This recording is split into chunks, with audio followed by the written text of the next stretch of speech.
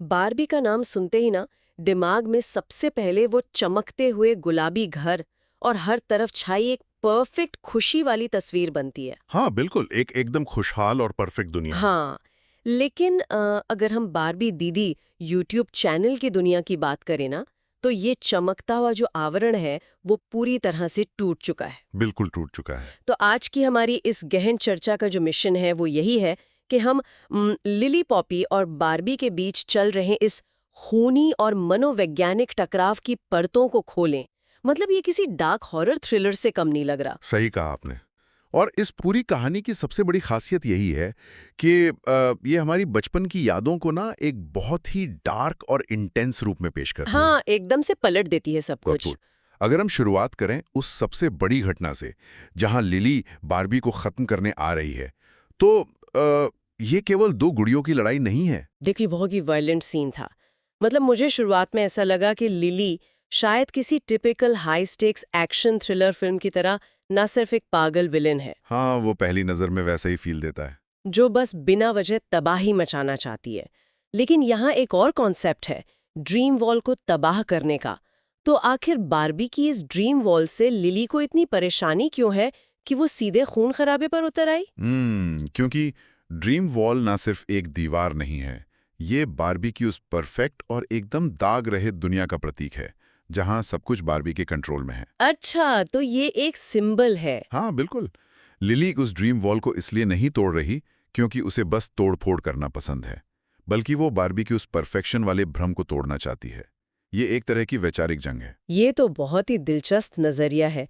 मतलब जब दो बड़ी ताकतों के बीच ऐसी जंग छिड़ती है, तो बाकी लोगों का क्या होता है, ये हमें पॉपी की कहानी से समझ आता है। हाँ, पॉपी का वो घर वाला इंसिडेंट। अरे यार, जब पॉपी लिली के घर पहुंचती है, तो मुझे ये देखकर बहुत हैरानी हुई कि वहां भूतों का हमला हो जाता है।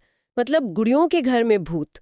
ये पूरा मैकेनिज्म काम कैसे कर रहा है? असल में लिली का घर अब एक सामान्य घर नहीं रह गया है।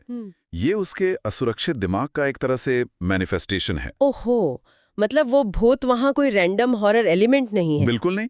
वे भूत लिली के घर के ऑटोमेटेड डिफेंस सिस्टम की तरह काम करते हैं। लिली ने अपने इर्द गिर्द खौफ की एक ऐसी भूल भुलैया बना ली है कि कोई भी बाहरी व्यक्ति, जैसे पॉपी, वहां आते ही सीधा शिकार बन जाता है। बाप रे। और यहीं पर वो सर्वाइवल हॉरर गेम वाला एंगल आ जाता है।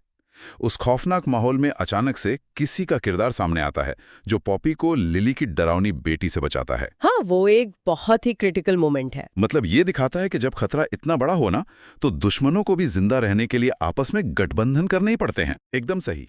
पर यहाँ किसी का पॉपी को बचाना कोई निस्वार्थ बहादुरी नहीं है। ये बस एक रणनीतिक कदम है। और यहीं हमें लिली के उस दूसरे पहलू को समझने की जरूरत पड़ती है। वो गुड वर्सेस इविल वाला जो कॉन्फ्लिक्ट है। हाँ, लिली ने अपने घर को एक डरावना किला क्यों बना रखा है? क्योंकि उन्हें लगातार ये धमकियां मिल रही हैं कि कोई उसकी अपनी बेटी को मार देगा। ओ, तो यहाँ आकर कहानी के सारे तार जुड़ जाते हैं। जिस इविल लिली को हम तबाही मचाते और ड्रीम वॉल को तोड़ते हुए देख रहे हैं, वो दरअसल एक हताश माँ है। बिल्कुल, वो एक माँ का सर्वाइवल इंस्टिंक्ट है। उसका ये जो आक्रामकता से भरा रूप है, वो असल में खुद को और अपनी बच्ची को बचाने का एक तरीका है। वो दूसरों के लिए खौफ का पर्याय इसलिए बन रही है ताकि कोई इसकी बेटी के करीब आने की हिम्मत तक न कर सके। यही कारण है कि ये कहानी इतनी गहरी है। ये मजबूर करती है ये सोचने पर कि जब बात अपने परिवार के वजूद पर आती है, तो कोई भी नैतिकता की किन हदों को पार कर सकता है। तो ये बात तो बिल्कुल साफ है कि ये सिर्फ प्लास्टिक के खिलौनों का कोई साधारण खेल नहीं है। ये सत्ता और खौफ की एक गहरी मनोवैज्ञानिक जंग है। एक ऐसी जंग जहां हर किरदार अपनी कहानी का हीरो है और दूसरे की कहानी का विलेन। क्या बात है। और इसी के साथ इस चर्चा को खत्म करते हुए एक बहुत ही डार्क ख्याल दिमाग में आता है। वो क्या?